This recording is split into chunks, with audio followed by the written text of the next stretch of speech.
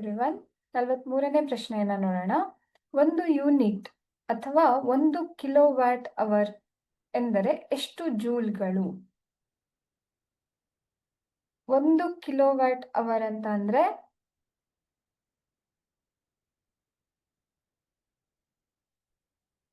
1 kilo ಅಂತ ಅಂದ್ರೆ 1000. So 1000 watt. Hour ಅಂತ ಅಂದ್ರೆ ನಾವು ಅದನ್ನ ಒಂದು ಗಂಟೆಯನ್ನ ನಾವು ಸೆಕೆಂಡ್ಗಳಿಗೆ ಕನ್ವರ್ಟ್ ಮಾಡಿದ್ರೆ, ಸೊ 1 ಗಂಟೆಗೆ 60 ನಿಮಿಷ, ಹಾಗೆ 1 ನಿಮಿಷಕ್ಕೆ 60 ಸೆಕೆಂಡ್ಗಳಿರುತ್ತೆ.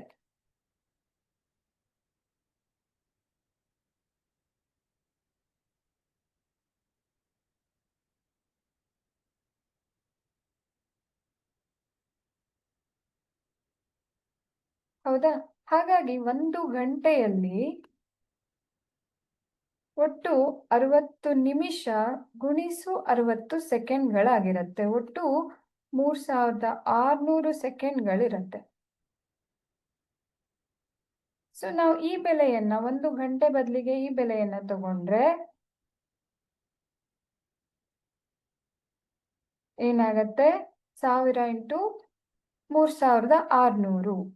ಸೊ ಇಲ್ಲಿಂದ 2 0, ಇಲ್ಲಿಂದ 5 0. ಸೊ ನಾವು ಇದನ್ನ 36 ಇಂಟು 10⁵5 ಅಂತ ತಗೊಳ್ಬಹುದು, ಅಥವಾ 3.6 ಗುಣಿಸು 10⁵6 ಜೌಲ್ಗಳಷ್ಟು 1 ಕಿಲೋವ್ಯಾಟ್ ಅವರಲ್ಲಿ ಇಷ್ಟು ಜೌಲ್ಗಳು ಇರುತ್ತೆ.